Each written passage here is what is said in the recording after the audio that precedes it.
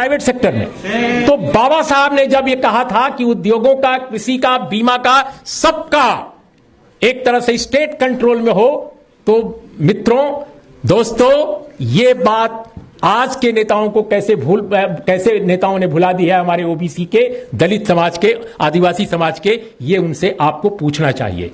आप डॉक्टर अंबेडकर की अगर केवल पूजा करेंगे, डॉक्टर अंबेडकर का नाम लेकर आप अपने को बहुत क्रांतिकारी महसूस करेंगे, तो माफ कीजिएगा, अंबेडकर साहब की विचारधारा के साथ आप न्याय नहीं करेंगे।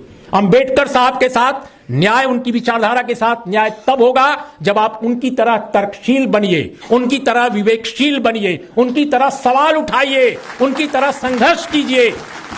अगर समझौता परस्ती करनी है तो आप चाहे मार्क्स का नाम लें, चाहे अंबेडकर का नाम लें, अरस्तु का नाम लें, वॉल्टेयर का नाम लें, कोई फर्क नहीं पड़ेगा। और भारतीय समाज का जो स्थगन है, जो स्टेग्नेशन है, जो जिस अवरोध में फंसा हुआ है भारत का समाज, वो केवल शब्द और कर्म के गतिरोध के कारण है। हम बोलते कुछ हैं, करते कुछ हैं। तो शब्द और कर्म का अगर भेद नहीं मिटेगा, अंबेडकरवाद क्या बताता है, अंबेडकर की वैचारिकी क्या बताती है, अंबेडकर का जीवन क्या बताता है। अंबेडकर जीवन भर लड़ते रहे, उन्होंने अपनी निजी संपत्ति, अपनी निजी जायदाद, अपने निजी परिवार की चिंता नहीं की। आप जानते हैं जब उनका निधन हुआ, उनका जब परिनिर्वाण हुआ, तो उनके पास क्या रकम थी, देखिएगा, पढ़िएगा।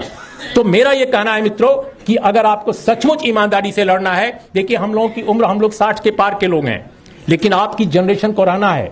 हमारे देश की तमाम दलित, आदिवासी, बहुजन समाज पर यह अत्याचारों का दौर अगर यूं ही जारी रहा तो यकीन कीजिए हम लोग 1947 से भी बहुत बुरी स्थिति में पहुंच जाएंगे, उसके पहले के दौर से भी पीछे चले जाएंगे। इसलिए मैं कहता हूं ये पुष्यमित्र शुंग की वापसी हुई है। आज का दौर पुष्यमित्र शुंग की वापसी का दौर है। अगर पुष्यमित्र शुंग की वापसी को आप नहीं रोकते तो यकीनन आपका वजूद खत्म हो जाएगा और आप केवल नाम लेते रह जाएंगे महापुरुषों का, नेताओं का, लेकिन उनकी विचारधारा के साथ आप अन्याय करेंगे। नमस्कार, आदाब, सत श्री अकाल, जय भीम।